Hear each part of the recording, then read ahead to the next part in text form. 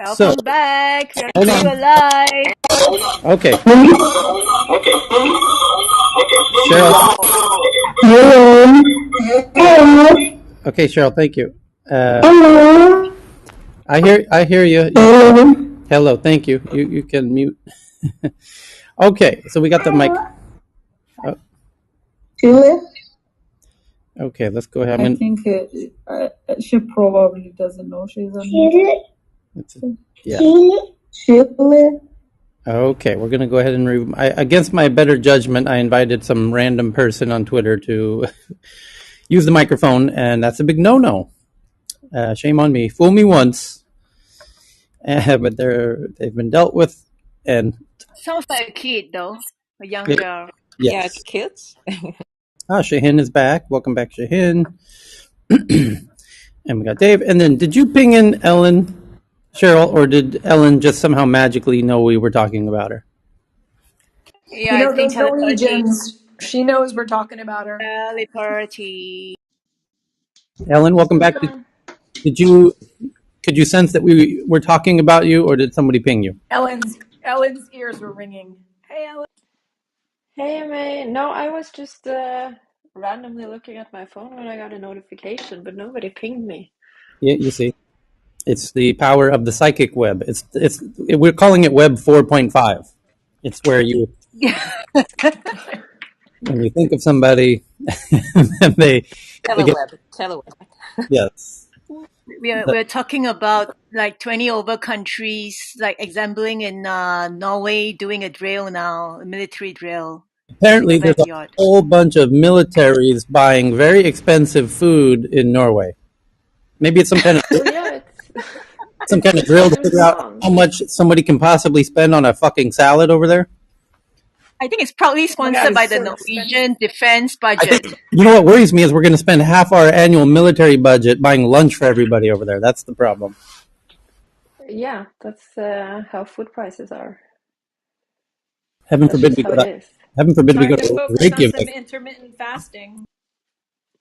We're gonna blow everybody's military budget on a round of drinks in Reykjavik. Oh yeah, Iceland is more expensive than Norway. How does $20 a beer sound? That sounds like Iceland or That's a that. high-end Oslo Yes, place. it's a nice Oslo place, or your run of the mill pub in Iceland. So, Yes. welcome back, everybody. While we're on the topic of military, should we go through, as we have done lately, all of the Ukraine related headlines? I saw a few interesting ones myself since we met last time, but being the incredible, gracious hosts that we are here, how about anyone else would like to go first with any headlines they saw about Ukraine since we met last time 24 hours ago? Okay, please, can you send a green bean, please? Thank you. Anybody going once? Tyler, Oh, I, did I, tw- I tweeted out two things to Tech News on Ukraine now that we're doing that. Okay. One is an article from the New York Times talking about the fact whoever wrote the piece and their viewpoint is that there's an increasing likelihood that Russia is going to use tactical nukes. You know, as they're not doing that well over there. Right. Um, and this is where it is, and what's the West response going to be, and then I think I sent there was a second one. Oh yeah, there was one I think I did yesterday. Actually, I did a small little room. I very rarely do a room, but I did a small little room yesterday on the potential implications of a Russian debt default, which I'm not going to go into here because I don't want to consume your time. But there's been a number of articles on that in the last 24 hours, because there are tremendous implications for people who live outside of Russia, mostly Westerners who actually own their debt. Um, so this is where it is, and so those are the two things I had tweeted out regards to the Go ahead. Ukraine situation. Let's take them one at a time. Well, okay. I don't have them. I mean, like if I'm speaking right now, I can't even see the articles because I'm like on a mobile. So I think the tactical nuke thing speaks for itself. Okay. Well, Um, let me pause you there. The point, in summary, is that because Putin is not making the progress that he would like, and that potentially could get him into a very embarrassing situation, and not only an embarrassing situation, but he has to be very careful, right? Because he must take into very careful consideration the morale of Russians in Ukraine, because they are human beings, and human beings, when they feel like they're on the losing side of the tug of war, could let go of the rope. And as soon as that rope is let gone of, for lack of as soon as the people start letting go of the rope, they all quickly let go of the rope together. And next thing you know, it's over. And the streets of Moscow will be filled of people with torches, asking for his head on a silver platter. And he knows that, so he must avoid that scenario at all costs. Thus, if he senses and sees any signs of Russian soldiers dropping the rope, he will drop a nuclear bomb, because that will re-engage, if for lack of a better word. Is my point making sense with the point of the article? yeah.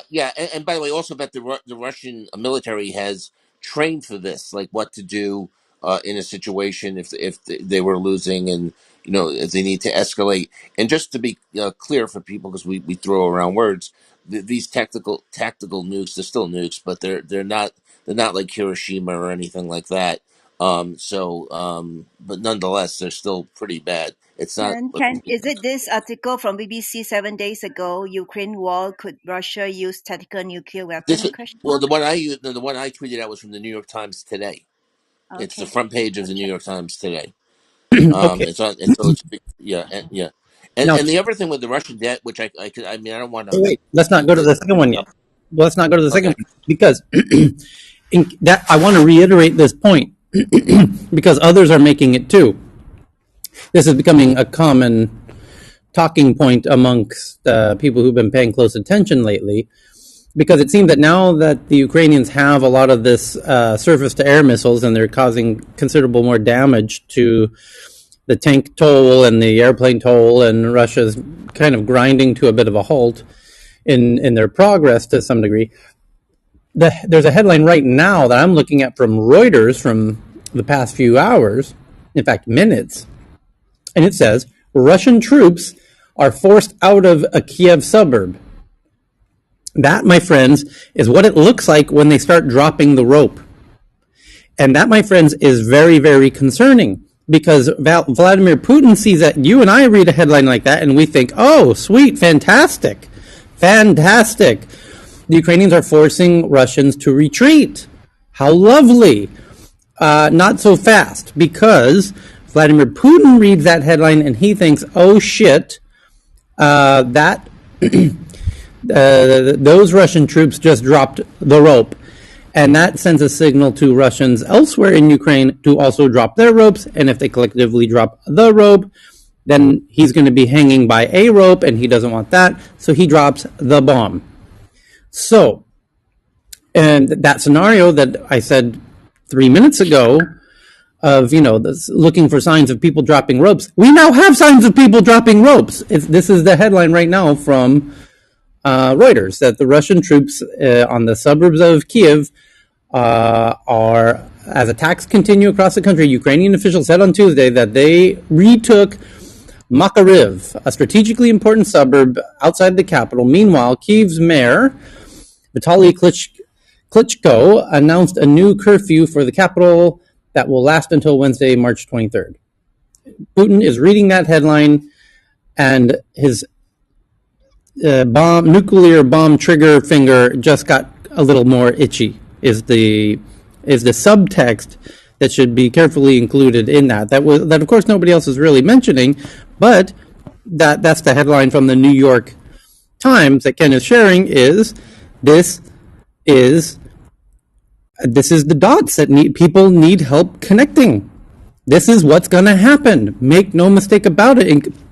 I've been thinking very carefully over the past 24 hours, and I'm starting to think that this Putin character is actually not that nice of a guy after all. He's actually not that nice. In fact, he's a bit of a jerk, and I know this is kind of rough language. I'm sorry for all the kids listening, but I'll say it. He's an asshole. That's what he is, and he's likely to use a nuclear bomb if it means saving this whole scenario. Otherwise, he cannot bear the narcissistic Machiavellian psychopath that he is. He's not psychopathic. He's got a bit of sociopathic tendencies, but he cannot let his entire life's reputation go down in a flash when he has a way out, which is pushing a button, which would drop a very significant bomb that would wipe everything, kind of flip over. You know what it is? Here's what it is. You know that kid that was in your neighborhood who, you were playing with him, and as soon as you started winning, he would flip over the game board or the chess board, and because he couldn't stand losing? That's this dude Putin. And that's about what's happening right now is he just got one of his pieces on the chessboard taken, and now he's reaching for the edge of the chessboard to flip that fucker over. And in this game, that means a very, very, very large bomb, potentially a nuclear bomb. And that's what's very concerning about winning against a fucker like Putin. Because he don't like to lose. Do you think? I know guys Tyler, I know people like this guy. There's people, I know I've met guys like this. They're what we call motherfuckers. It's a technical term. Go ahead, Swedless. Yeah, I just wanted to the other people around Putin right now. I heard that he was I don't know if this is a rumor or if it's true that he was basically sitting on like far away from everyone because he's basically paranoid that someone close to him will take him out. I don't know if that's true or not, but what do you think people in his surrounding will do? I mean, they must understand the complications and how bad it is with the nuclear, and they must by now understand hopefully that he's just, I don't know what to say, crazy or not, but whatever he is, right? People must be thinking even on the inside, right? Because it implicates so much more than just him. It's them too, their lives, maybe their relatives, or something, or just people in general. They're seeing their life disappear too now with his crazy. You bring up a good point, which is when will somebody on the inside, whether it be people close to him or the people of Russia themselves, and I would like to take a poll because there's been a thought that's been buzzing in my mind since we met last time, which is now would be the appropriate time for the people of Russia. I feel like I am watching and hoping that the people of Russia are ready to rise up and say enough's enough and take their country back. And I wonder, am I alone in thinking that? I don't think I am. I don't imagine I am. I think there's a lot of people who are kind of thinking to themselves, hey, Russia, hey, Russians, now would be the perfect time to rise up and take your country back. So, things got kind of far. They got out of hand. You've been hijacked. You've got this crazy dude who's going to drive your whole country off the cliff. And rather than hitting the brakes, he's accelerating. And right about now might be a really good time to yank that dude out of the driver's seat and toss him out of the bus.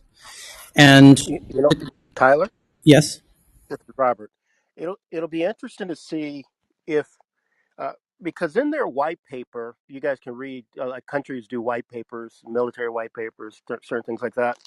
They do list one of the things on reasons why, in particular, they would use a nuclear weapon. And one of them, of course, is invasion, but the other one is a toppling of a government.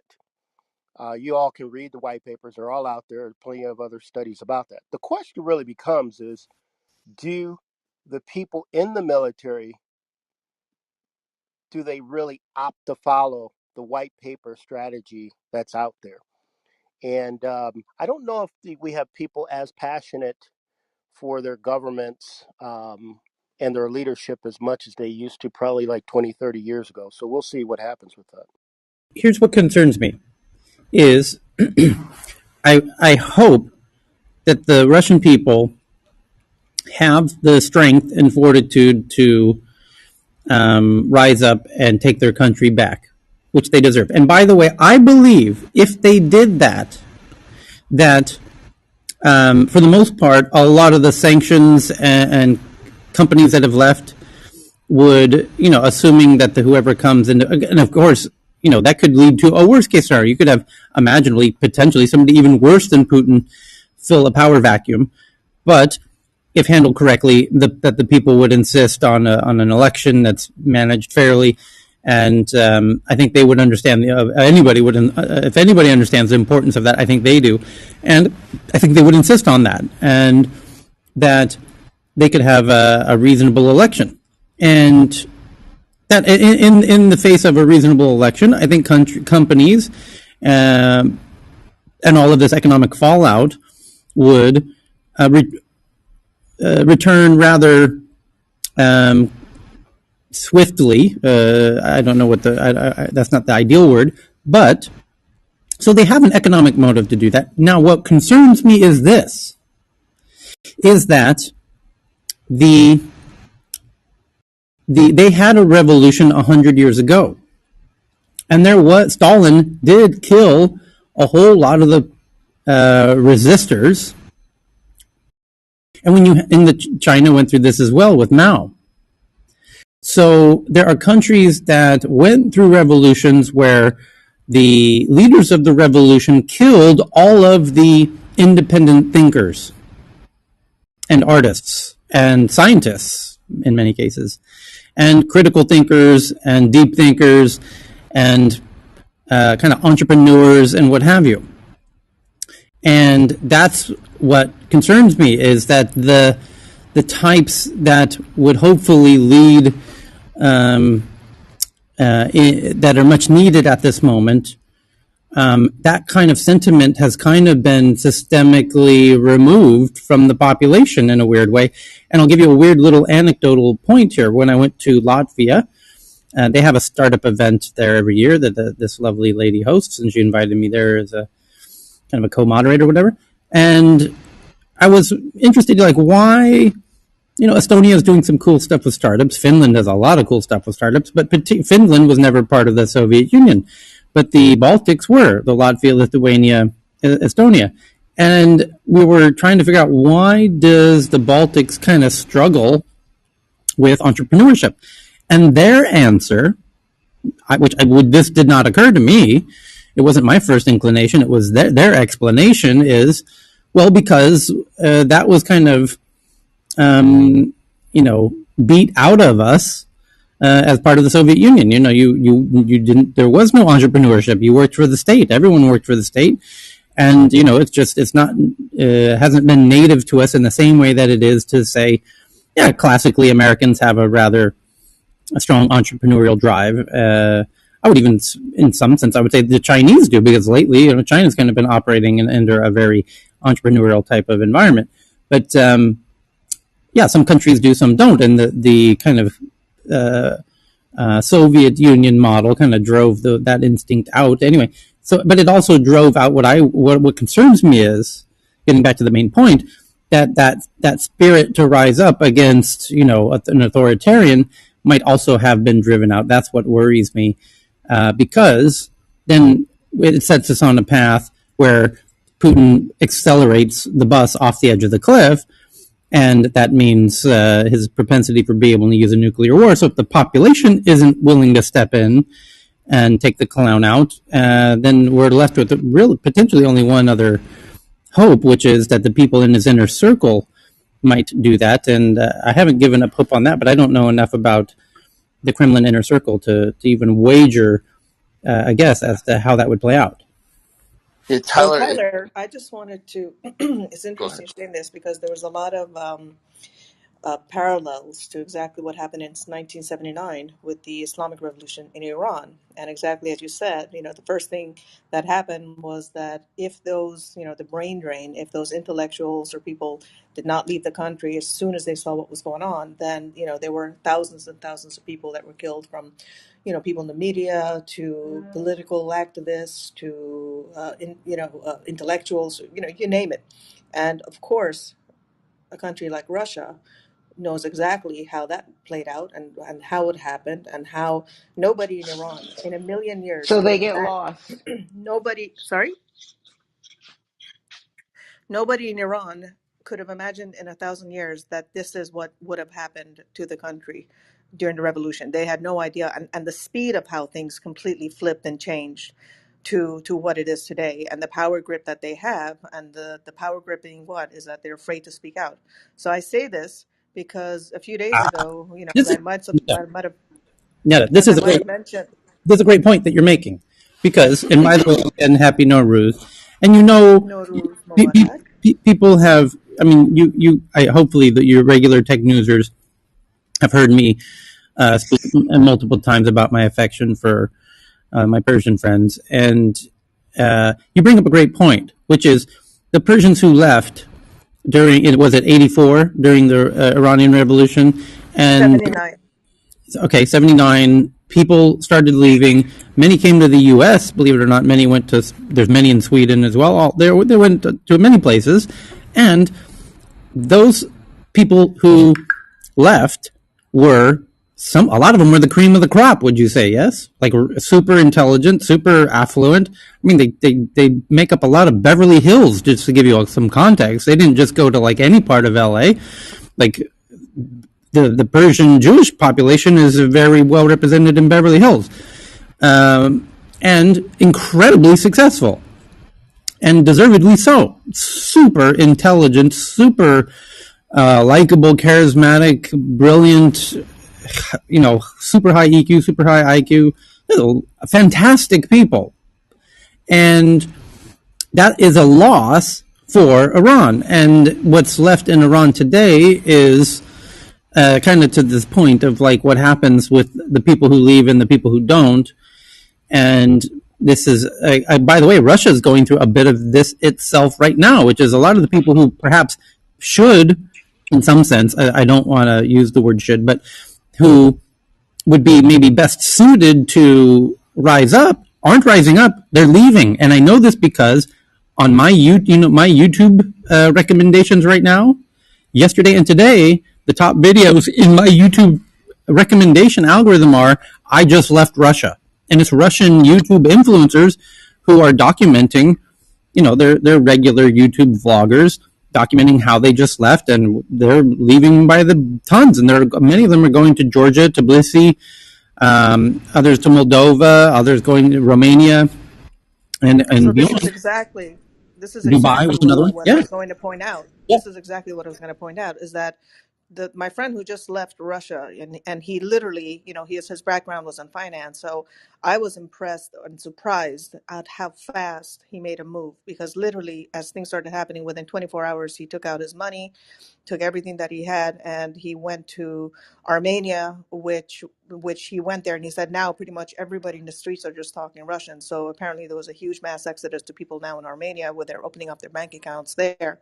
And then from there he went on to Venezuela, because there were some business opportunities, and they're going to play it out and see how it happens. But this is something that I asked them this very same question about what we were talking about. And the interesting thing was that what scared me and what the parallels were was that he said that from the inside, around 70 or people are watching everything that's happening on the news there. And that I thought that maybe the mass population were against and not happy with the regime. And he said that's not the truth. And I said, what do you think? He said right now, within even his own family circles, his work, his people all around, he said, Netta, there's probably around 70 or 80% that are still right now still behind Putin, and they understand why it's happening, and they're still they're for it. And I was very surprised. I was very, very surprised because that's not what I thought. And it was just something that was just happening on in his circles. And I talked to a couple other people, and he said, unfortunately, most people are watching national television, they are reading the news and the media, and they don't know what they don't know, right? So they're actually caught up in this propaganda of thinking that this is why they're doing it, and that they're the ones that are actually the victims of the international community coming down for what is their national right and protection. So it's really interesting to know that this uprising that you're thinking that maybe it'll happen. And he said, listen, he knew some people that were very close inside and in the world of security and so forth, and he said no one's going to do anything. The only time that somebody most likely will make a move is that if it gets to that point where he's going to say, yes, let's push the button, most likely somebody right then and there in his own circle will stop it, because they know that everything that they stand for and their community and families and everybody else is going to go with him with that decision. So he said no one's going to make a move while all this is going on. Most likely nothing's going to happen. The time that it could happen is just literally in the last moments of making that dire decision. So until then, probably not. And he knows that he has the mass public behind him, which is also, the parallels that I was making with what happened in 79, the revolution. A lot of people, yes, there were a brain drain and things have changed. I should also say that today even, I know that the immigration services in the US are still recruiting. There's lots of, and thank you for saying that and acknowledging it.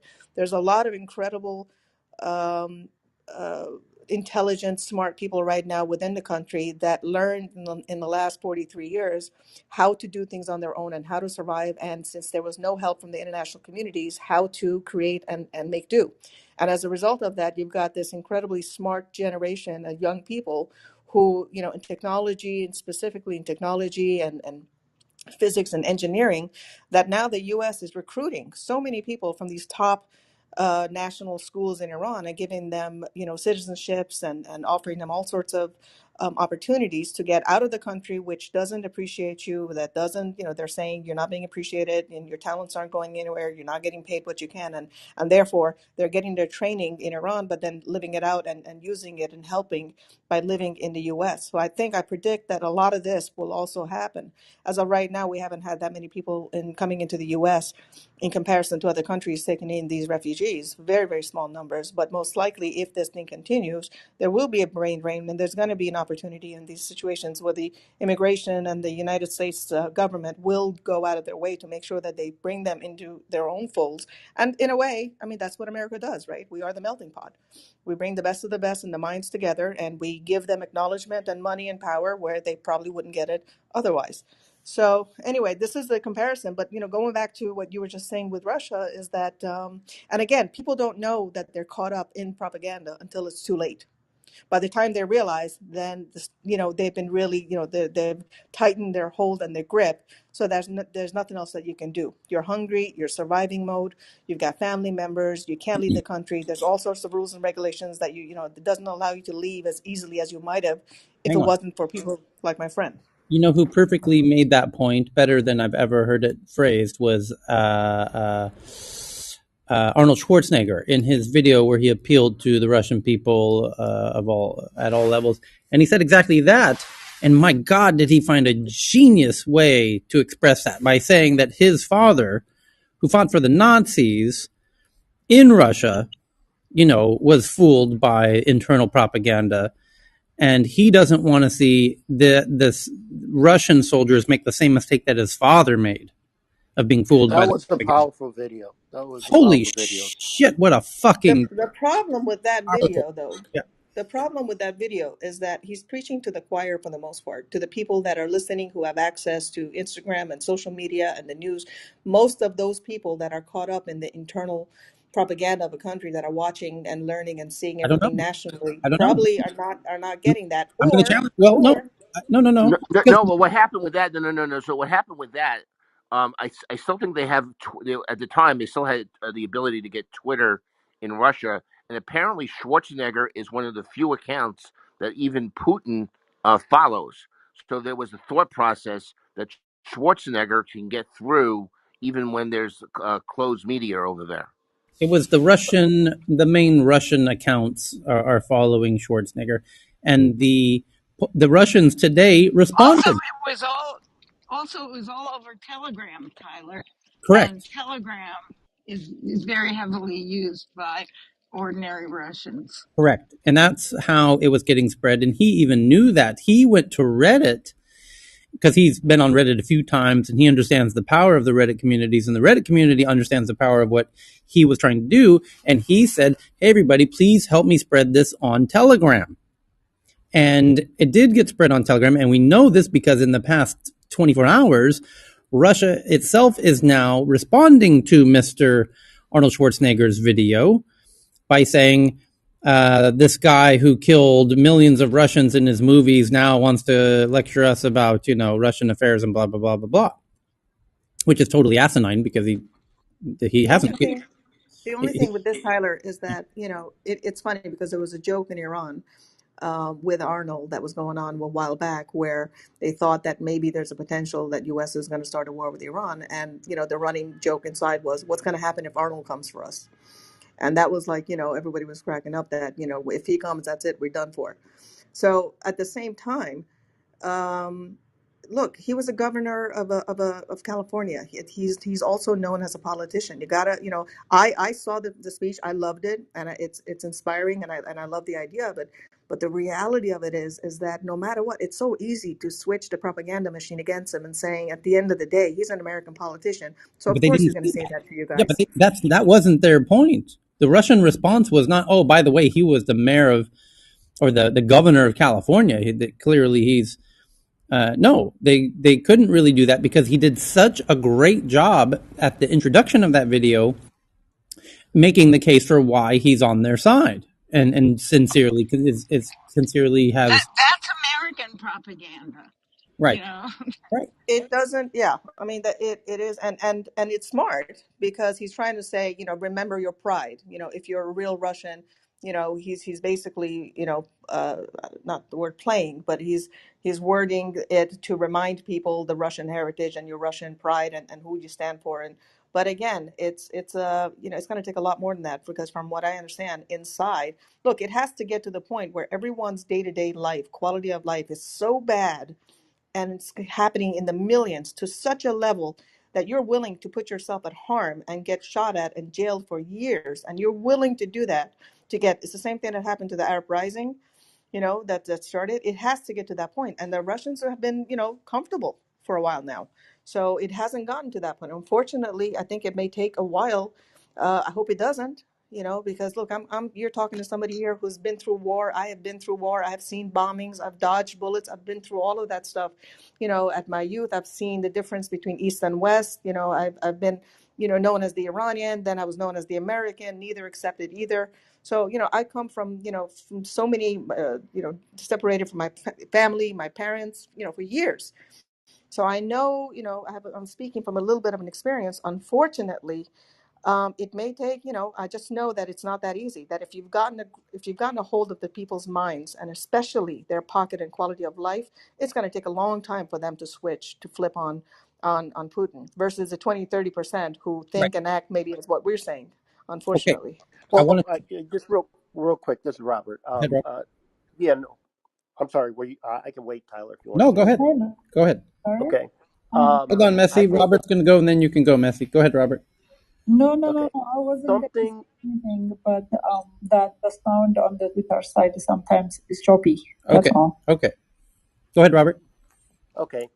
Um, Look, in pursuit of perfection, nothing is gained. So something is better than nothing. So I give him a pat on the back for what he's doing, whether it reaches whoever and however it gets there. It's something. And I think it gives an example to a number of people. The other thing is you have to we have to consider also, um, people love their country, and whatever country it is. And sometimes people go down with the ship, or sometimes they go with the ship until they can change it. But getting anyone to betray their country, and it would be considered betrayal, takes a lot.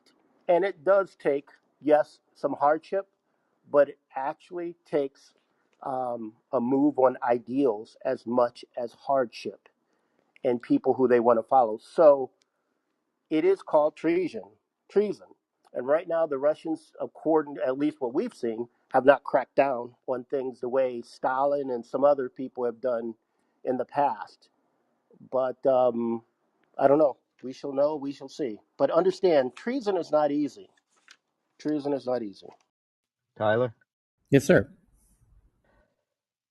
Nita brought up an interesting point from my history that I studied.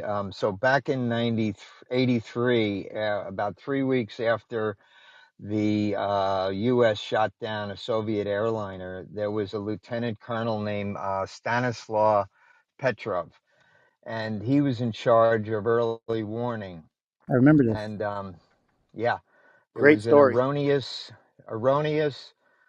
missile alert that Yep. came through their system. Evidently, there was a glitch in the satellite, and he was given the order to launch a nuclear strike.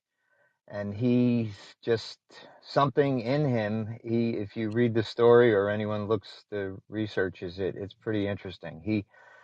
He We're felt you're that you're, on, it you're was let me help you with the pitch here. sure. We're all here. We are all here today in some part due to the cool cucumber mind of Mr. Stanislav, because Amen. if not for his um, coolness under unimaginable pressure, we would likely, be cockroaches. So, yeah, it's not that's not one of those things that I take lightly, or anyone should take lightly. And let's pray to God that his descendants that he passed on his DNA to people there that are still working those buttons over on the Kremlin. Um, And keep in mind, even though he was right, he still caught hell for that. But that is amazing bravery on his part. hmm, yeah. Oh, okay. So Thank you. thank you for sharing that. There's a whole bunch of other interesting anecdotal stuff that has happened since we met last time on the related to Ukraine. One of them is that Anonymous, the kind of hacker collective, put out a tweet saying that we call on all companies that continue to operate in Russia to pull out of Russia. We give you 48 hours to withdraw, or else you will become our target.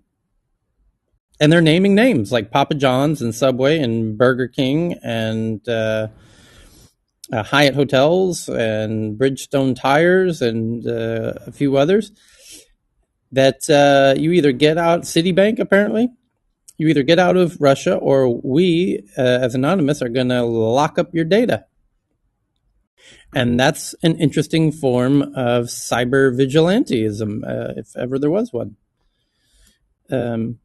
Interesting development there. There's another interesting one that I'm Wait, tweeting hey now. Tyler, Yes, sir? it's total vigilantism, but it's totally illegal. I mean, if they start doing that, then they're all subject.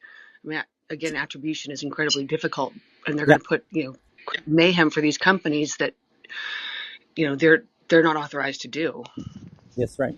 I mean, it's just an The example of this whole cyber Yeah, capabilities. But have they always been legal? yeah. I mean, very little of what It's they've not done. legal, but it's in war context. They're trying to justify it to the population and say, "Hey, you guys are wrong, so we're Robin Hood. We're taking you out." It's like, no, you're not. You're a civilian entity who's decided to take certain actions in a wartime scenario that is not approved. Right. The another. Can I Part, just go ahead. sorry? Can I just quickly comment about the first subject because I just came up to mention something about that before we go to other headlines, if it's okay. Okay, go ahead. Uh, Anyone who has heard me in Pieter's room is going to roll their eyes, but every time it's mentioned about the uprising of people in the totalitarian countries, I just feel this urge to come and share this point that I'm an Iranian living in Iran currently, and the choice for us is not either uprising or leaving. It's living or dying, because the technical term Tyler used was too technical for me, something on the line of father truckers or motherfuckers. I don't know. Their Yeah, that's a point very and their technical term, but yeah, go ahead. yeah, their power is they have everything. They have every gun. They have their finger on the pulse of economy. So there's no uprising from people. There's just massacres. In Iran, about 2 or 3 years ago, 1,500 people got killed in just 2 days, and they weren't uprising for against government. They were just angry about the price of fuel tripling over one night. And 1,500 people in 2 days, I believe, is a good record for some motherfuckers with the power. So the uprising doesn't is not an option, and every time it's mentioned, I feel the urge to come and share this point, because I know in West there it's easy. Even the crazy people can run over Washington D.C., go to the Senate, and get fair judgments, not get killed at least. But in here, if you even say as me talking on this stage can be seen as an act of espionage, and people have disappeared for less. So sorry for my passion, but every time this subject comes up, I feel the need to come and give this perspective. Thanks. Okay, you're welcome. So, other interesting headlines is that Russia's only tank manufacturer, named Ural Vagonzavod, holy shit, that's a weird word, Ural Vagon Zavad, has stopped tank production. The main reason for its ceasing of tank production is its lack of access to parts and components needed for those tanks, which which are I have usually in Ukraine or what? to say again, Robert. Russia. No, I know. I just said, but Russia gets a lot of their parts from Ukrainian armaments. I Oh, was just interesting. wondering. I was just wondering that was that what you were going to say? I don't know. I don't know where the parts come from, but no doubt it's a supply chain issue, and I have to imagine it's relevant to kind of sanctions that are recent sanctions, and that's It could kind of be semiconductor Or too. yeah. yeah, or aluminium. Hmm. Okay, and then there's another interesting little side story coming out of the Metro UK that Donald Trump reveals his plan for what he would do about Russia in Ukraine if he was in power. Trump claimed he would threaten Russia and Putin for the war on Ukraine by sending nuclear submarines if he were still in the White House. Trump made his latest bold remark in a phone interview on Monday with Fox Business host, and he said, and I'm quoting now Donald Trump, "You should say, look, you mentioned that word one more time, and we're going to send submarines over, and we'll be coasting back and forth up and down your coast." That was after Trump bizarrely referred to nuclear weaponry as the N word, that the nuclear word. There's I been think he needs some attention after Arnold Schwarzenegger got some.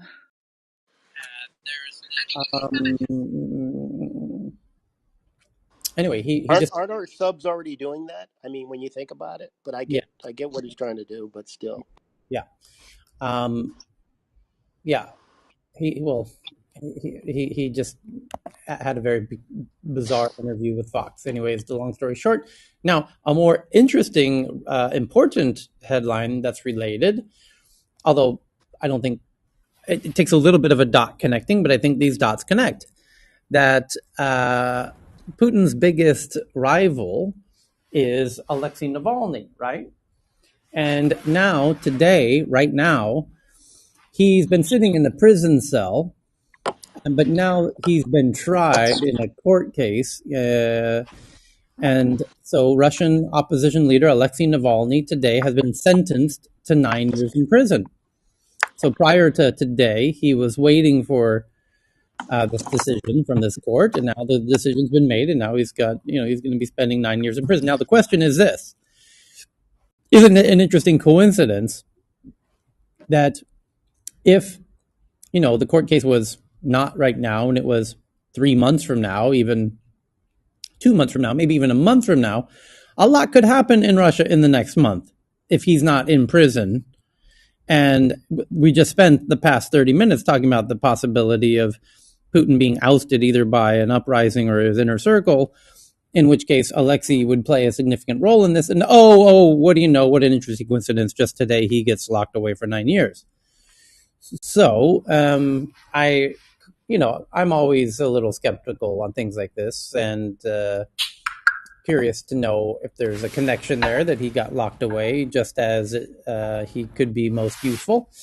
The next side story is from BB, found this one, that the U.S. Embassy is accusing Russia of kidnapping children amid reports that Russia is deporting thousands of Ukrainians by force. And this story started, I think, 48 hours ago, 2 days ago, when the mayor of Mariupol was saying that Russian troops were forcibly deporting Ukrainians into Russia. And now the U.S. Embassy is sort of confirming or backing up those allegations that they're doing that. So the problem is there were only 2 journalists there previously, and those 2 journalists were recently removed for very interesting reasons. Did anyone else hear the reason why the 2, I believe they were AP journalists, that were removed from Mariupol? First of all, it's a very dangerous place to be. One of the most dangerous places on the planet to be at the moment is in Mariupol. And God bless those 2 journalists who were there documenting what was happening. They've now been removed. So there's no journalists there to really document properly that this is happening. But the mayor of Mariupol saying it and the U.S. Embassy saying it, that's good enough for me, honestly, at this point. But the really peculiar circumstances under which those 2 journalists have been removed is because, due to their reporting of what's going on, they've become no longer safe as journalists. That they've become, in fact, the main targets in Mariupol. That Russia wants to kill those 2 journalists more than anybody in Mariupol. And because of the incredible desire to kill those 2 journalists on behalf of Russia, the Ukrainians now want them more secured. And so the Ukrainians are saying, we need to secure you elsewhere, because they're going to try to not kill you, but capture you and force you under torture to deny what you've previously reported. Because what you've previously reported will get them all hanged for war crimes. And so you, as journalists who have now documented war crimes, your lives are now in danger. They will torture you to near death to force you to deny what you've reported. And that's why they're now being relocated. Very interesting evolution in that saga. Tyler, can I connect this one with the last topic? I think it's the same former president who said he would put nuclear submarines up and down the coast, which I'm sure they already are, who also said repeatedly throughout his tenure that the press was the enemy of the people. So just pointing that out. Yeah. Okay. Next up. Well, I want to see if anyone else has. Here's another one from BB. Refugee crisis strains Moldova's healthcare system. As you heard me say at the very earliest day, the first 24 hours of Russia's invasion, I said, why aren't people going to Moldova? Well, apparently they are now, because that's the easiest place to get to. The refugee crisis in Moldova's, believe it or not, even cheaper place to live than Ukraine. So that's why I was saying that's where I would go if I was like a student in Ukraine, like an Indian student in Ukraine. I would go to Moldova in a heartbeat. But it says that more than 331,000 refugees have entered Moldova since Russia invaded on February 24th. And of them, 100,000 are still in the country. And now the healthcare system in Moldova is being strained. Yeah, no doubt. Moldova has very few resources. Their economy is about $10 billion a year.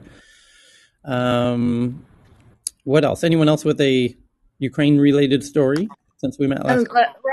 Russia holds the peace treaty with Japan because the Japan's sanction on Russia's invasion of Ukraine. So officially, the World War II peace treaty are still ongoing under the discussion. If you use, yeah, logically, it's said the World War II is not finished. You can think it that way. So that's Russia's way to protest Japan's sanction. We'll see what's going on because the island, the Korea islands, the four islands north to the Japan, are still the controversial lands between Russia and Japan.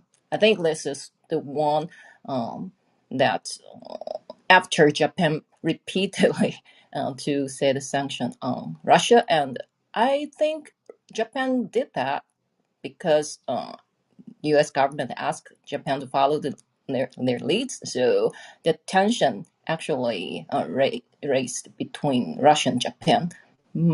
At what will U.S. government do to this? I'm not sure, but let's have some observation.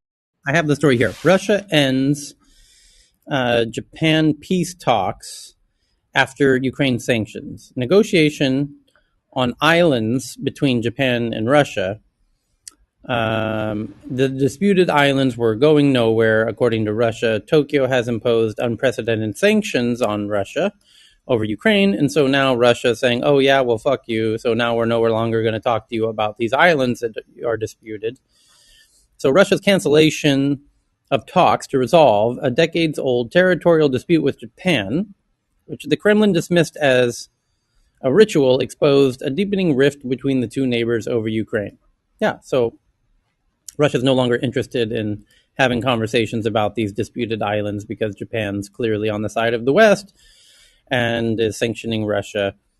And there you have it. Now, we should, as somebody who loves Japan deeply, as near every regular tech newser knows, Japan at one point was in a not so different situation as Russia finds itself today. Japan, after all, bombed America at Pearl Harbor, and America bombed Japan in Hiroshima, Nagasaki, and Tokyo, and everywhere. I mean, we were bitter enemies, and in fact, we rounded up Japanese Americans in America and sent them off to camps in the middle of nowhere, and that's a bit of a dark stain in American history.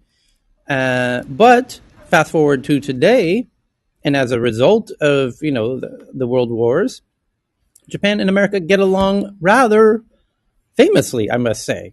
We are incredibly strong allies, and so it's interesting to see how where Russia is today.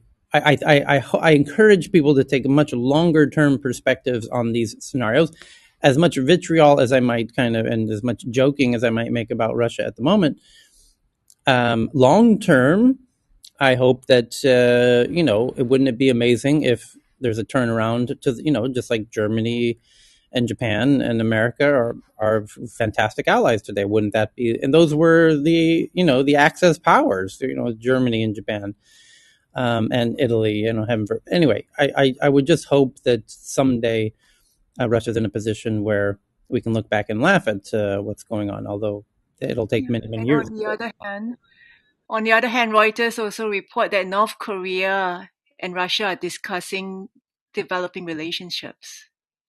Yeah, well, here's the problem: is this is clearly a Putin issue. By the way, for the younger folks listening who don't know, there was a moment pre-Putin with Boris Yeltsin where it looked like had Boris Yeltsin and his successors who were kind of his mindset, Russia could be part of the goddamn EU at this point. Like the entire prior Soviet Union under somebody like Boris Yeltsin with a very Western-friendly mentality. Imagine, I know this kind of strains credulity at the moment, but it's like it's not totally inconceivable that you could have a very Western friendly leader in Russia where trade is fantastic and everything goes along great, and all the former, I mean, you have the Baltics get along great. I mean, they're all part of NATO now. They're part of the EU now. Why Poland's part of the EU now? Hungary is part of the EU now. Why not Russia itself? Right? It Yeah. totally could have happened. It still someday could happen. I like to think that it will happen. But this moves like this of this partnerships between, I don't even call it Russia and North Korea. I call it Putin and Kim Jong Il or Un or Kim whatever. Jong-un. Yeah, and Xi Jinping. It's like these are just bad dudes. There's a bad dude syndrome going on in many parts of the world right now, and it's not unique to those three countries. There's other places as well, but the the bad dudes like to hang out with each other. And this is a real problem that the world has fundamentally. You could argue it's one of the biggest problems that the world has, is that countries end up empowering some bad dudes, and we need to stop empowering bad dudes. It's a really big problem. I mean, that's fundamentally, this is, if imagine if they had not let those bad dudes get into power, and the good dudes had come into power. I know that sounds overly simplistic, but Scandinavia has a rather good track record of not letting bad dudes into power. So kudos to all those countries who seem to have a good grip on how to keep the bad dudes out of the system. And if we could figure out how to bring that sort of sensibilities to those other parts of the world, that could solve a lot of problems. But Tyler, And if you go that back that to that point in time, if you go back to the 1990s, okay, think Yeltsin. about something, okay, and Yeltsin and okay, um, that the concept, okay, and I want to be very careful what I'm saying here because sometimes when I say this, people think I'm pro Putin or something, and I'm not. I just think sometimes we need to acknowledge, however people think, and what the West did, and how how the other side viewed that chess move. There wasn't a move to bring Russia into the EU. No, What I'm there not. was, no. But what there was particularly Bill Clinton deciding to expand NATO eastward. Even Yeltsin would not want that. I mean, the thought of juxtaposing will put you in this economic union with Western Europe, while we're building, continue to expand the military alliance that only exists to be against you. That's the way Russians view that. Okay, particularly in regards to Poland, and made this point many times in Clubhouse and anywhere else I speak about this, which is the German army went through Poland twice in World War One and World War Two to get to Russia. That's the way they view that history. Okay, so the thought process of having a whole bunch of countries increasingly getting closer to their border that are a military alliance that only exists to be against Russia is, I mean, it's kind of like a little bit of a replay of the Cuban Missile Crisis. And why did the USSR put missiles in Cuba? Because we had missiles in Turkey, that they felt were too close to them. Okay, so I mean, we need to go back and think about that. Whether we should have tried to reformulate what NATO meant to maybe some global security, thing that Russia could have been part of, against maybe terrorism or something, because they had their own terrorist problem with the Chesnians at the time. Okay, so there was, I mean, there were opportunities, and the United States and the West didn't exactly execute those opportunities, well. Even Gorbachev, who I think you would probably put Gorbachev in maybe the Yeltsin type of camp as being Yes, of more, course. Yeah. okay, right?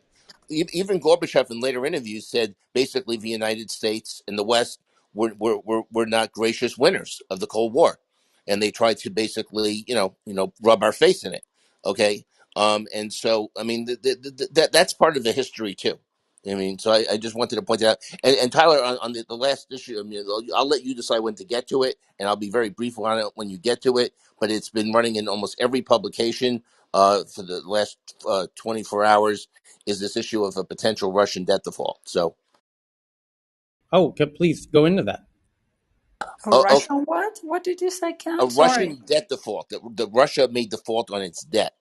So they just made last week a payment. A lot of their debt's denominated in dollars, by the way. So and it's owed to generally people in the West, not just Americans, but Europeans, and this is where people around the world. And some of the debt, under the terms of their debt, they can pay in rubles. So that means, should they have to pay in rubles, and the ruble obviously has dropped a lot in value, they have to produce even more rubles, which devalues the ruble even more. Right. So it has the consequences for them, but there are also really significant consequences for the holders of Russian debt, and I think that what some people really fear, and I don't think it's going to happen like this again, but in 1994 we had this the whole thing with the hedge fund in Connecticut that I can't remember right now. Supposedly the American geniuses that couldn't be wrong, but they were. That LTCM. Yeah, LTCM, yeah, and that the a movement, a big movement in Russian bonds, particularly a default, might trigger some sort of global contagion. But I think it's all been priced in. Okay, so it's just really a question of the Western holders of that debt, and I think the market's anticipating that there's probably going to be a default. I think Fitch, which is one of the bond rating agencies, and S&P, think there's going to be a default sometime this year. We could help them avoid the default, and then someone's going to say, "Why would you want to do that?" Because I'm thinking about this out loud because I really haven't thought it 100% through. But I mean, to the extent that they still may have dollars that they just can't move out, even though supposedly I think Putin's running out of dollars, but they have dollars that they can't move out because of the sanctions to pay the debt. Um, why should we want to stop them from moving the dollars out and putting it in Western hands? Um, so that's number one. Yeah, and so anyway, so because I mean a lot of their ability to pay the debt, some of their inability may be just because of the sanctions. So as opposed to they running out of cash, but they're both true. But it's a story. It was in today's Financial Times. It was in the Washington Post. It was carried on ABC News today. And nonetheless, and if that happens, by the way, because that's the way the financial markets work, there will be a knee-jerk reaction negative across like all financial markets just because there'll be this knee-jerk reaction until it settles out. I don't think it will be as calamitous as what happened with long-term capital. So that's my 2 cents on that.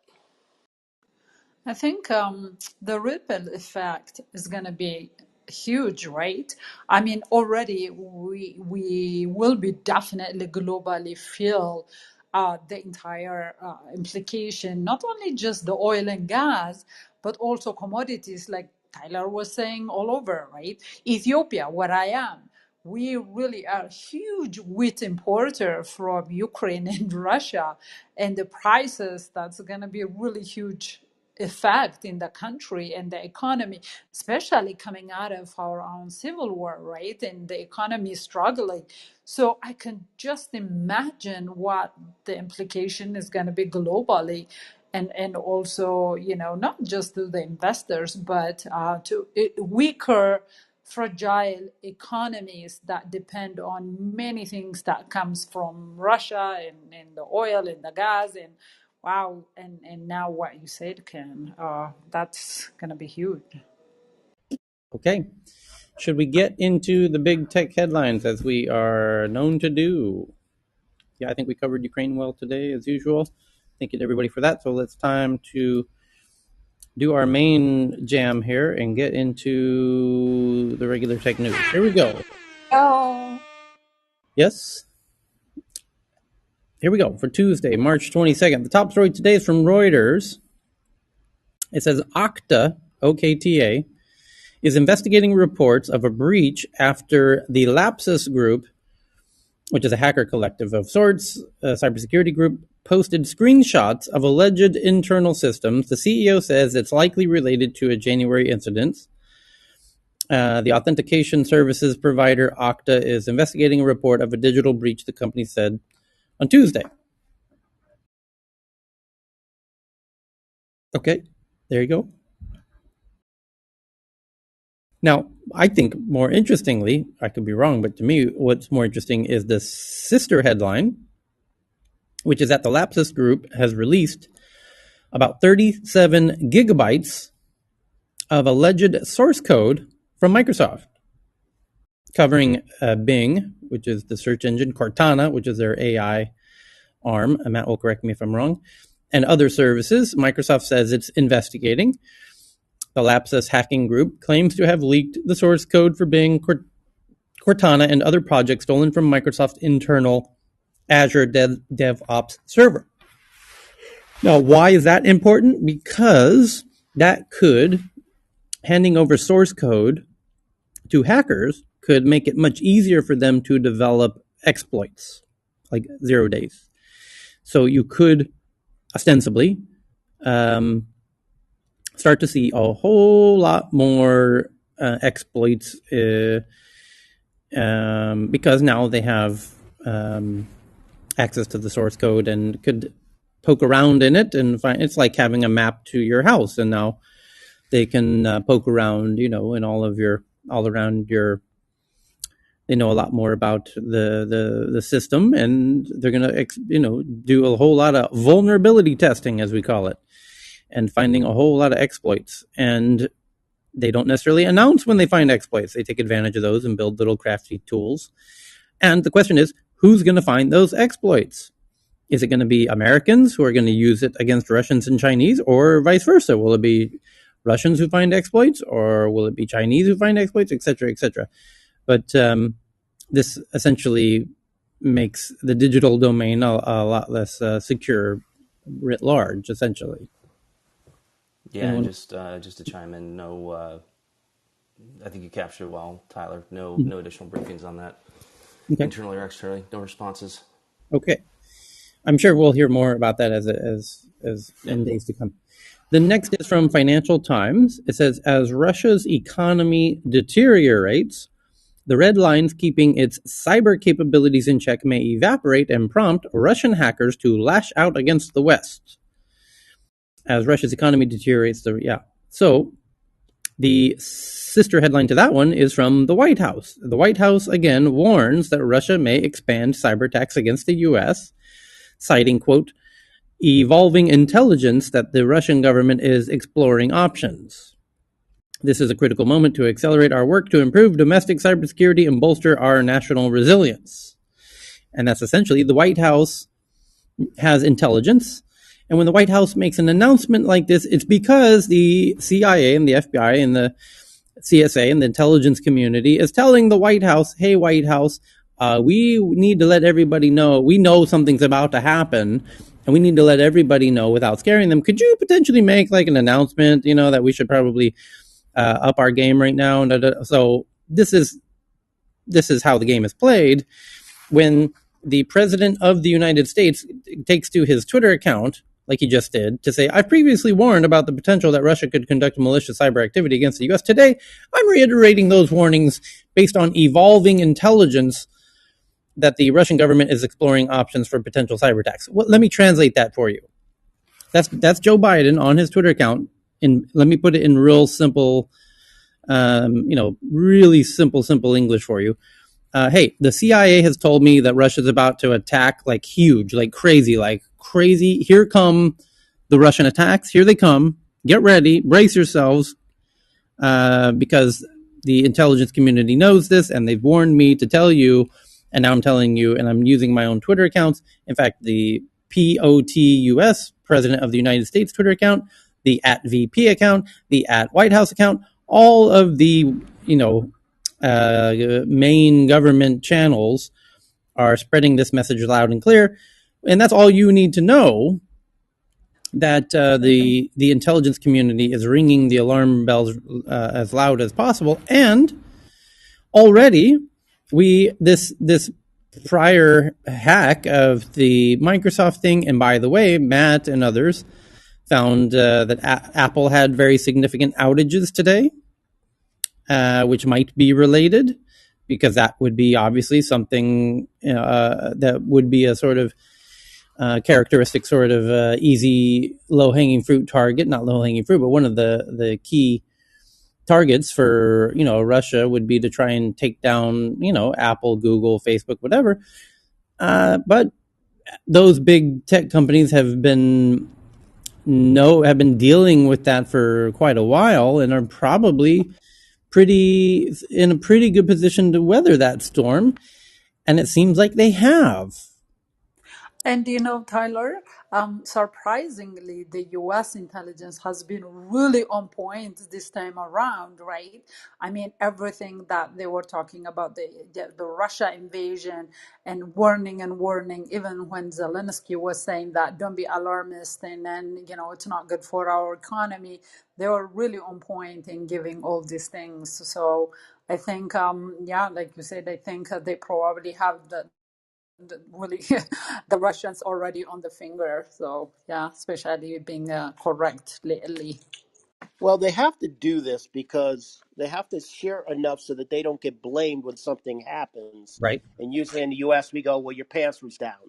Well, they kind of always knew stuff, but the question is, do I share it? So politically and optically, they have to share it because people always say, "Well, what did you know? When did you know? And why didn't you say something?" So now they're Right. saying something. Right. Okay. So the next big story today is from AP.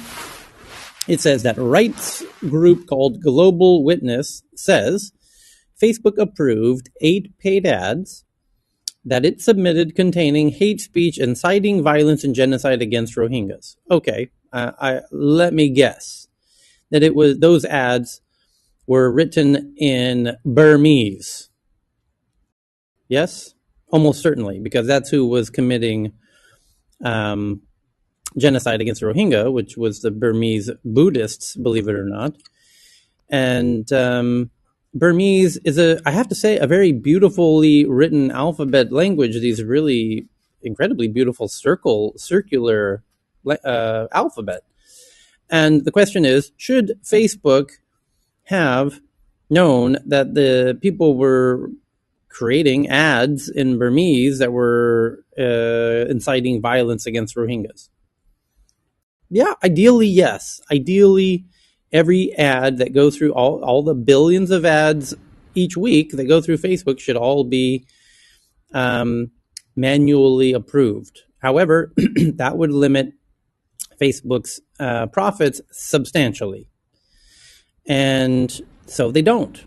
And they don't have a legal, there isn't a law that requires them to do that. So they obviously, due to capitalistic forces, don't do that.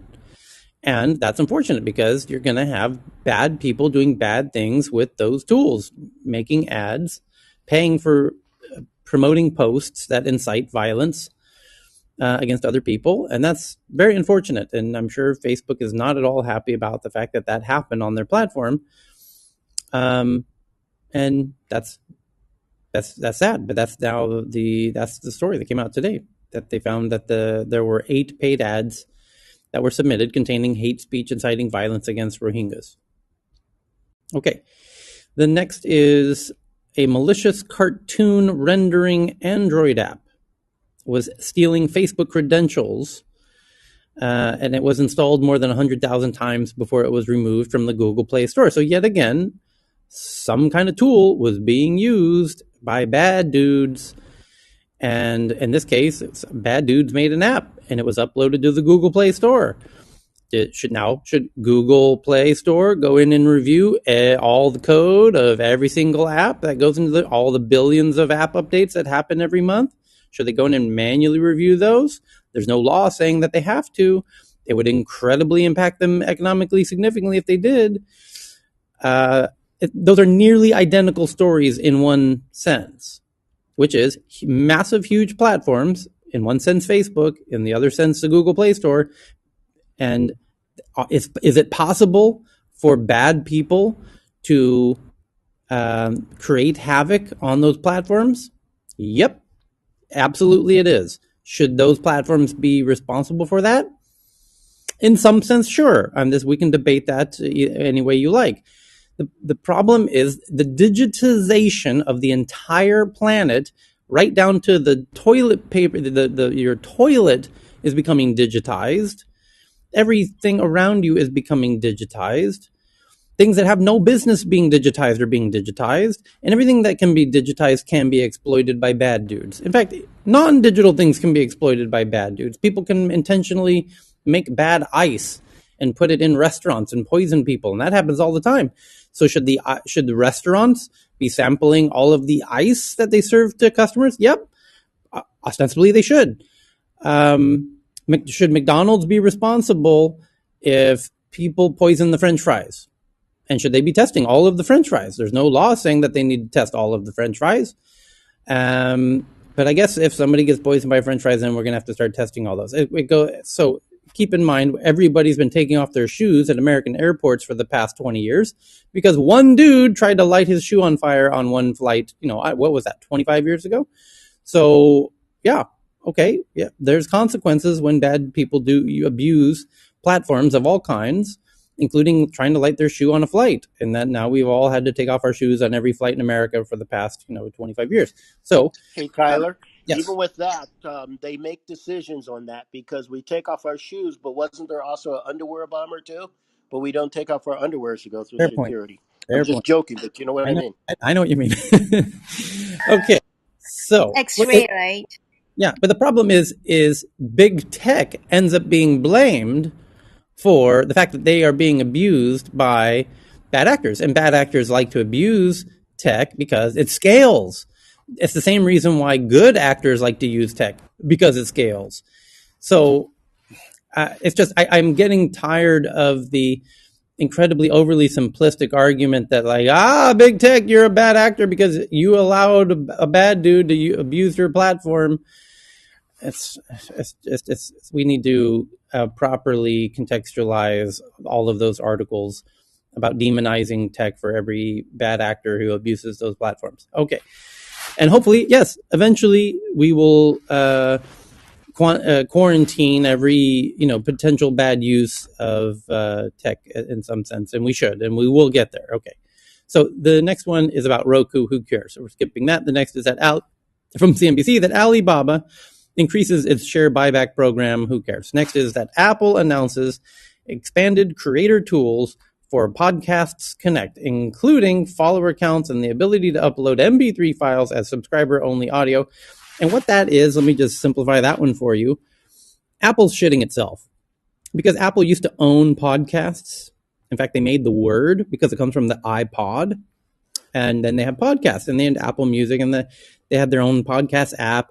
And it used to be the main gem. If you were podcasting, Apple had that locked up, y'all, until Spotify came along. And now Spotify is kicking ass in the podcasting domain. And Spotify is going to take over podcasting at the current rate of things. And because they're out innovating Apple, 10 times out innovating Apple on all things podcasting and all of the bells and whistles and features and functions and analytics and all the tools that they're giving podcasters and monetization that they're giving podcasters, by the way, because as a podcaster, if you upload to Spotify even helps you distribute your podcast to all the other podcasting networks, including Apple and Google and YouTube and everywhere. And if you put your podcast on Spotify, they have an audio ad network where people can buy audio ads, and Spotify will take that audio ad and place it inside of the listening channels of the audience that you want to target.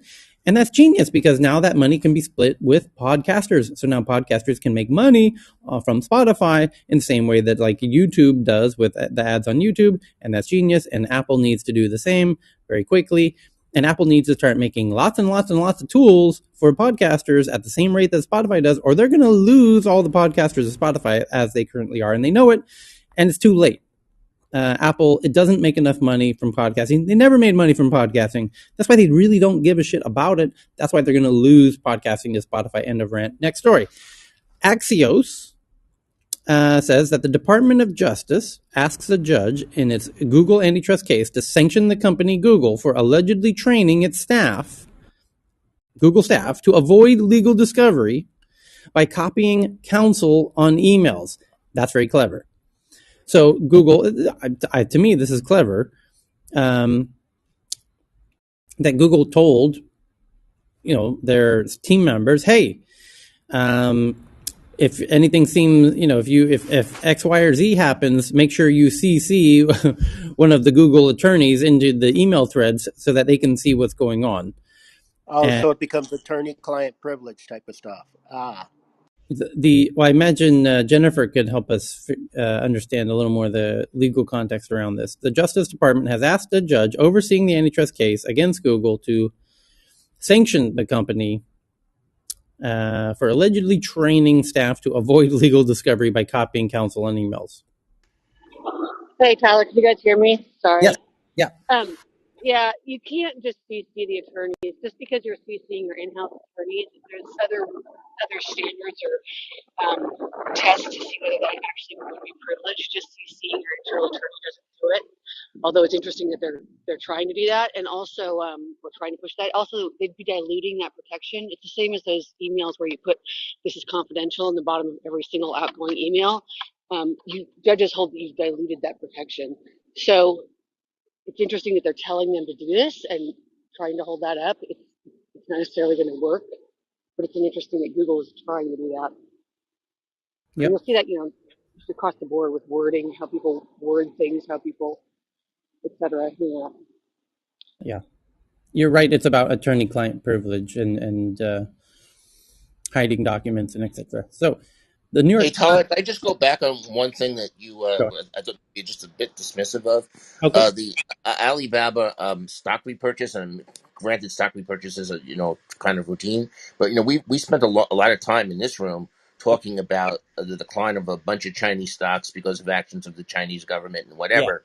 So the reason why this stock repurchase is so significant is because it is a major Chinese company, and people perceiving that maybe now there's a floor that despite whatever's going on with the government and Jack Ma, whatever it happened, that at least I mean, so it's a much more significant share repurchase maybe than a typical corporate share repurchase, and it's a significant amount of money. It's $25 billion. Granted, it's a $300 billion market cap company. So I just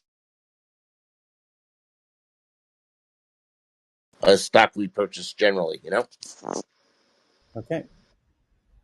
Next one is from the New York Times that Toronto, Canada, is now the third largest tech hub in North America behind Silicon Valley and New York. Probably very close to LA. I think so. Maybe Toronto just passed LA because LA and New York were not so far apart. And now Toronto's right up there in the mix, as it should be. Here's why. Because they have a fantastic University of Waterloo is one of the best tech schools in North America, if not the best, honestly. Well, Stanford might take issue with that, but yeah, that was just a matter of time because that's where the pipeline of talent is coming from, and that's one of the key ingredients in the recipe of growing a vibrant ecosystem is a pipeline of fantastic computer talent like they have there. So, Tyler. yes, Shahin. They've also been leaders of AI, that Yeah, part of the world in general, yeah. Montreal as well. And of course, that's what's fueling a lot of the growth. So Canada in general is punching way above its weight when it comes to these new technologies, both AI and quantum computing. Yeah, Yeah, the Fields Institute is also in Toronto. So, Eric, you sound like mathematics. you have a McDonald's um, hamburger container over your microphone. My hamburger phone not working today. That's better. Okay, yeah. So, yeah, I actually studied at Waterloo, and it definitely is probably world class, probably top five in terms of mathematics. And the Fields Institute here in Toronto also gives it a lot of I guess, recognition there. Very, very competitive. And uh, as a result of these kinds of headlines, I suspect housing prices will go up even more. And perhaps people don't know this, but Toronto has surprisingly high house prices or housing prices. It's kind of ridiculous how much it has increased in the last 20 years or so. In fact, Waterloo, when I first went to Waterloo, it was a small little university town, and now there are giant $100 million buildings every few blocks. So it's quite focused on AI, quantum information, quantum computing, that sort of stuff. So and my startup is here as well. So it's a very vibrant community. Oh, I How is live the in weather in Toronto. Toronto? Is it cold most of the time? Oh yeah, yeah. Snowy and wet? It's like it gets colder than Siberia and hotter than Dubai. So yeah, fantastic. Thanks, climate change. I live in Toronto, and I can say what's interesting about the real estate is it is extremely expensive. Our cap rates is really crap compared to the US. However, our equity growth is extremely high. So long term, Canada is a great place for real estate if you're not looking for immediate returns.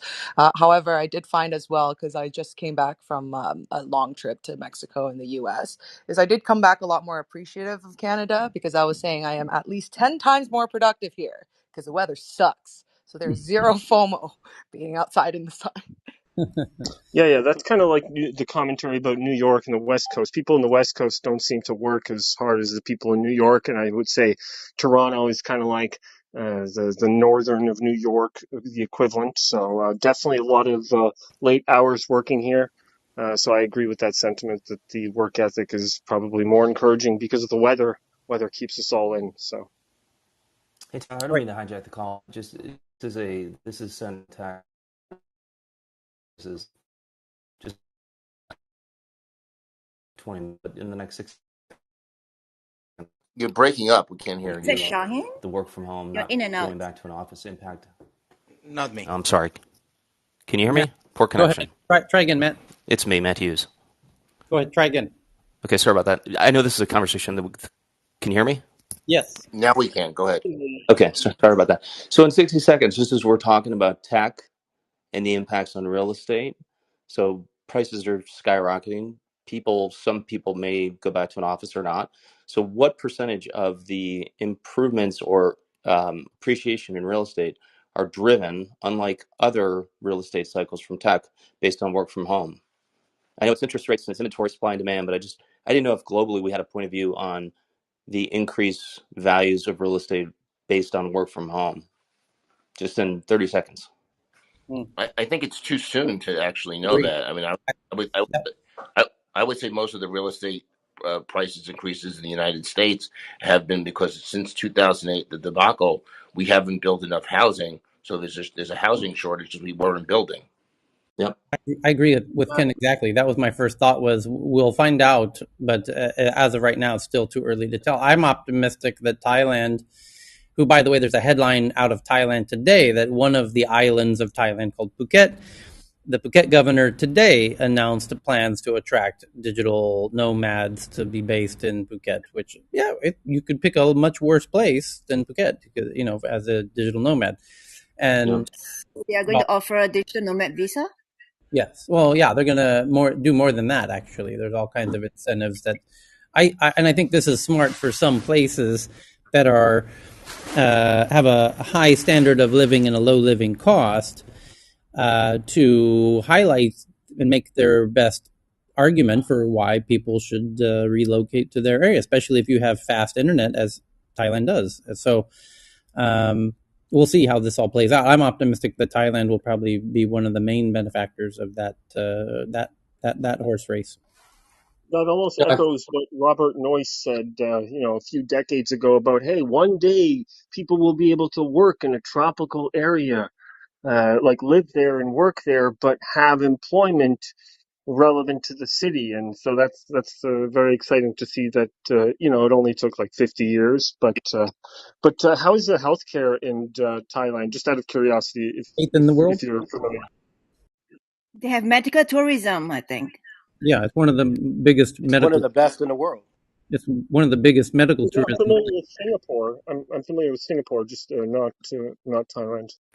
If you when you Both arrive very good.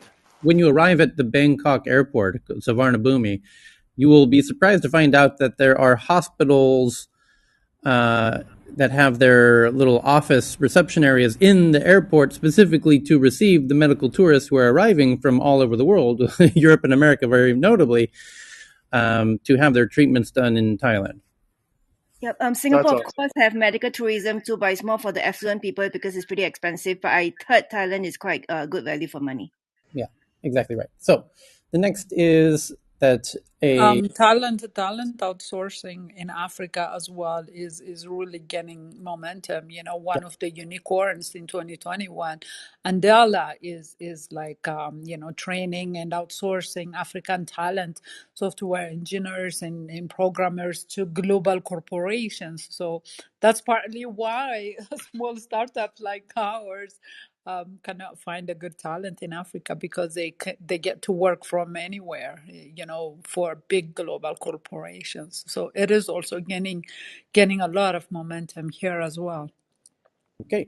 Next up, the Russian language version of Wikipedia, which is about 29 gigabytes in size, which you can download, has been downloaded over 100,000 times so far in the past couple weeks. Over fears of a Russian ban of Wikipedia, because that's one of the ways that people get actual, honest information, or as close as you're likely to get. And Russia doesn't like that. Russia's not interested in people having access to reliable information, so they're thinking of banning it, and thus people are downloading it. There you go. Next one's from Bloomberg, that Andreessen Horowitz, Animoca Brands, and others launch and other launch partners have received 14% of the 1 billion airdropped ape coins, which could give them substantial influence over the ApeCoin DAO. So yesterday, the Bored Ape Yacht Club announced their new ape coins. And so the headline today is that many of those coins, about 1 billion of them, are going into the hands of the investors. Andreessen Horowitz and Animoca Brands and the other launch partners are receiving 14% of the 1 billion ape coins. And what's the point of the DAO when they have control over it? Right. This is one of the main questions about the true decentralization of DAOs and coins and these schemes, and knowing what you're getting into and looking very closely at the stakeholders and who has what in them. And I'm optimistic. Same thing with the NFT market, Tyler. Yeah, All exactly. of those of us who got into it because the wish was that it be decentralized have realized how the coming of the VCs into the market has changed all of that because they have the central control because they're the major or one of the major shareholders and they've got all the. Yeah, Dr. Francine has been there, done that. So listen to her. Yeah. But what wasn't that true from the outset that they had large holdings? No, because a lot of these projects started off without VC money, and then the VCs came into them. You know, Yep. Well said. The next one, that the UK's ASA issues new guidance for crypto ads, like disclosing that crypto is unregulated in the UK, and asks that 50 companies, including Coinbase, to comply by May 2nd, so that companies advertising crypto services have until May 2nd to ensure their ads meet the new guidance. Okay. So that's the ad regulator in the UK is forcing crypto companies like Coinbase to be more transparent about the fact that crypto is currently unregulated. Makes sense. Makes total sense. The next is Google's messages and dialer apps on Android collect data without explicit consent or an opt-out. Oh, no, again, this game again, Google, come on already. Come on. I get it. I get it. We all get it. You monetize by collecting data. We get that now. We caught up to that. We're 30 years behind. And well, actually, they kind of launched in 2000. Where are we at? 2022. We're 22 years behind. And we finally get that Google's all about our data. And they built one of the world's biggest companies on our data. And that's cool. And now we know what's going on. But come on now. Here we go again.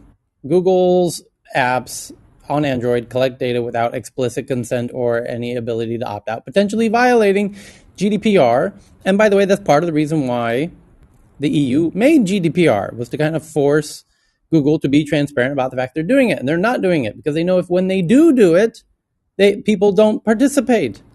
And this happened on Google Maps.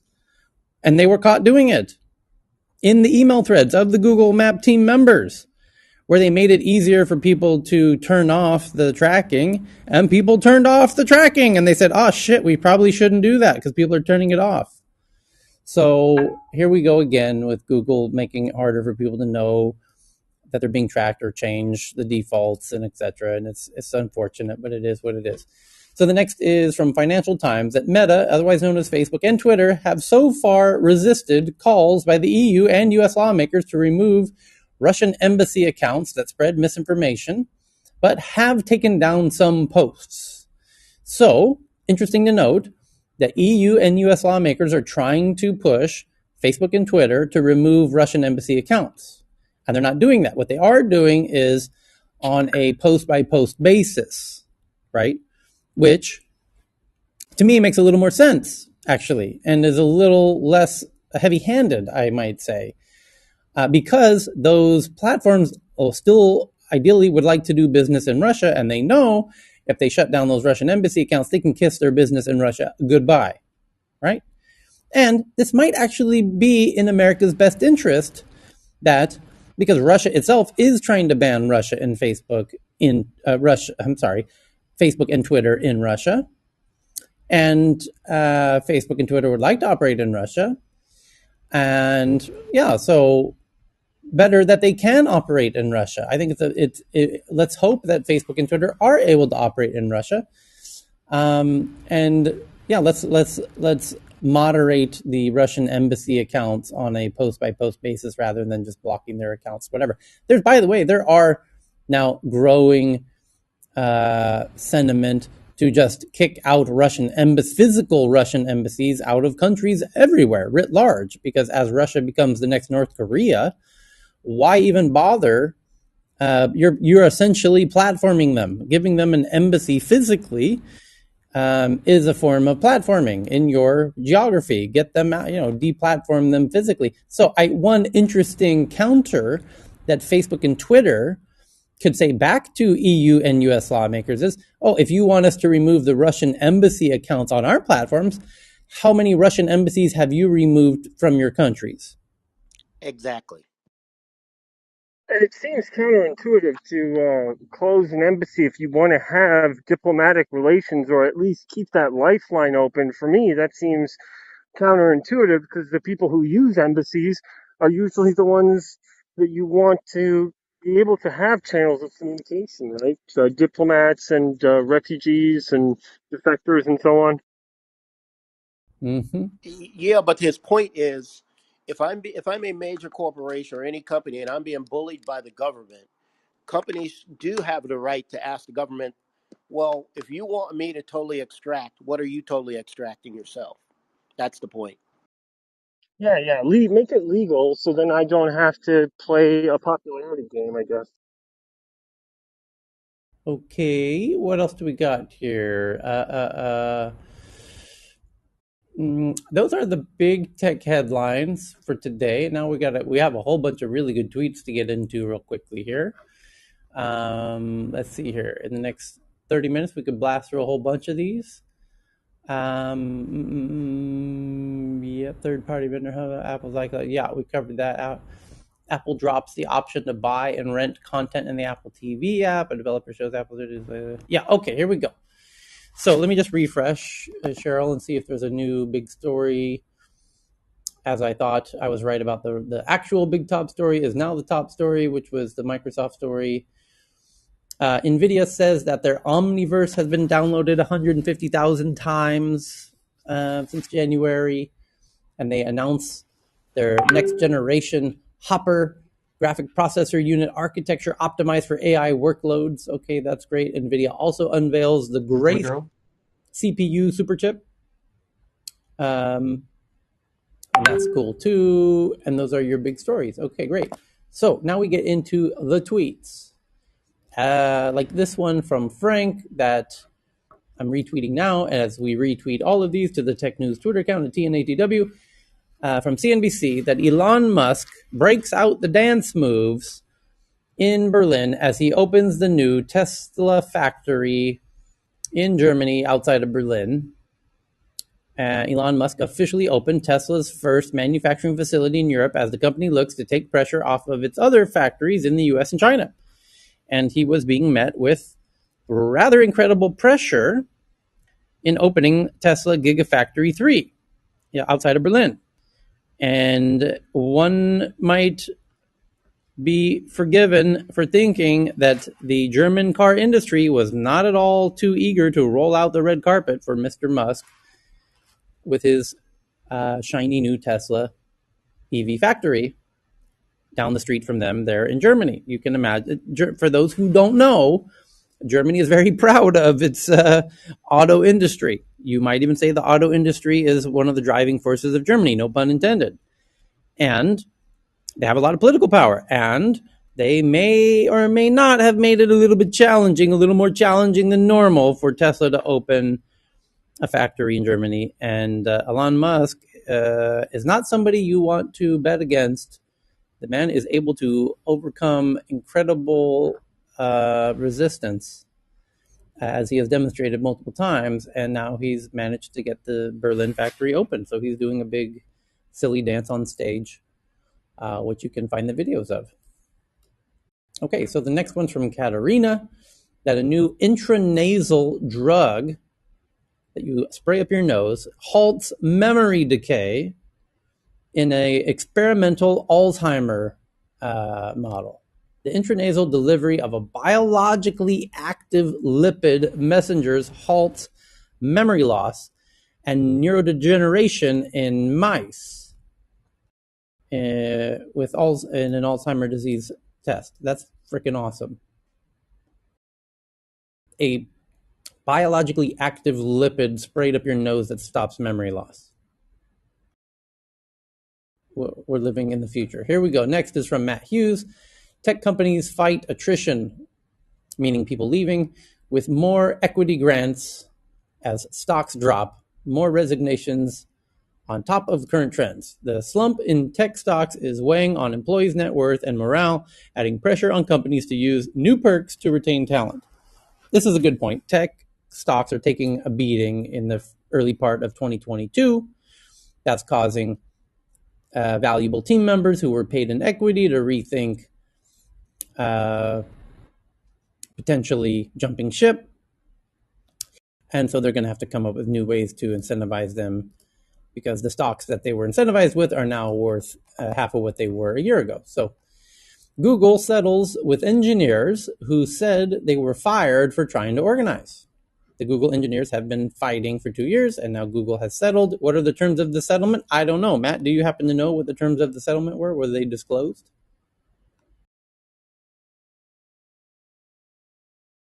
Details of the settlement remain under a non-disclosure agreement. No, Matt doesn't know, because part of the agreement is you're not allowed to say what the settlement was. So that's an opportunity for journalists to get one of these people to cough up details off the record, and hopefully we will know in the days to come.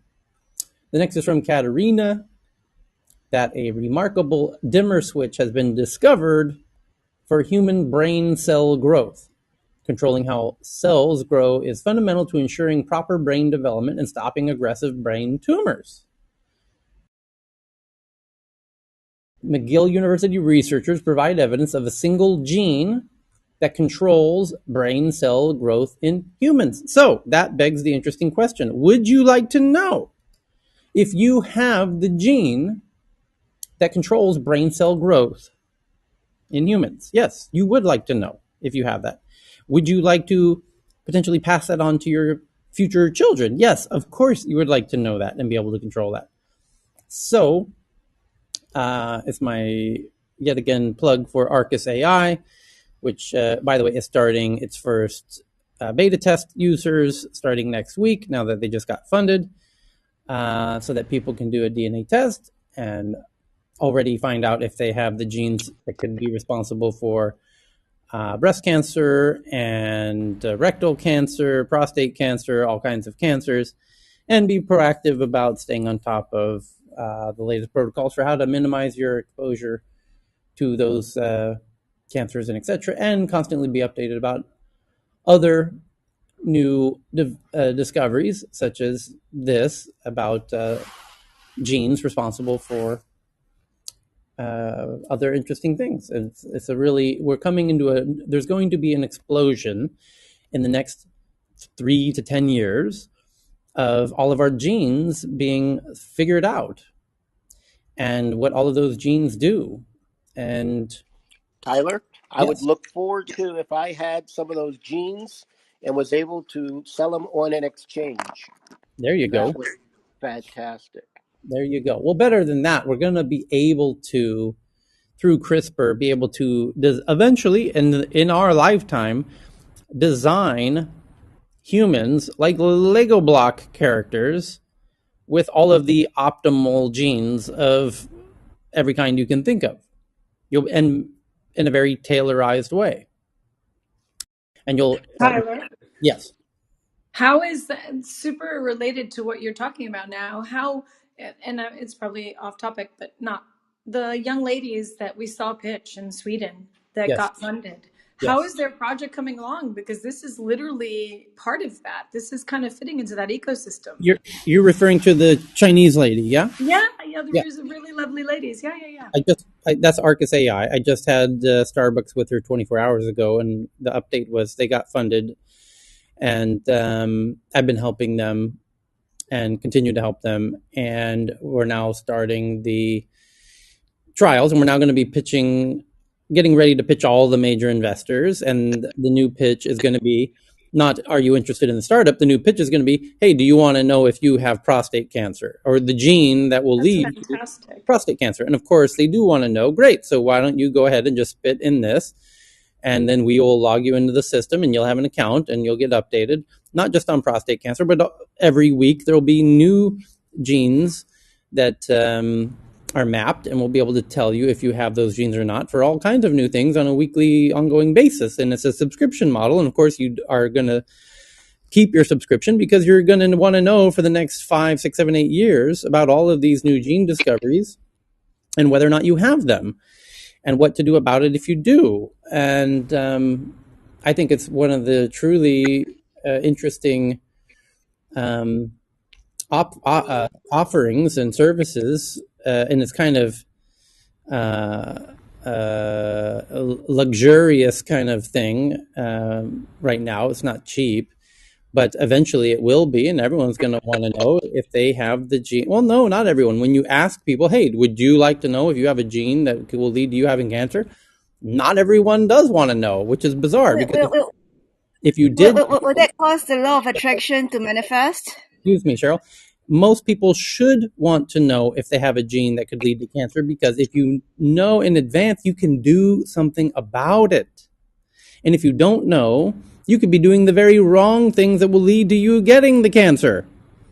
So the correct answer to the question, would you like to know if you have a gene that, could lead to Nope. cancer? The correct answer is abso-fucking-lutely I want to know because I can Nope. do I can do lots of things if I knew now to stop it from happening. There's a lot of Tyler, things you can do if you this know is Tyler, that you this is such a great connection to what we discussed last Friday regarding the psychedelics and plant medicine. I mean, this is really brilliant what they're bringing forward and how it could be married with other modalities. This is really, I mean, I'm super fascinated by their presentation and super fascinated by how they saw, like, here is like a bunch of nerds. I love it that kind of did this, and now they're moving it forward. I think it's pretty cutting edge.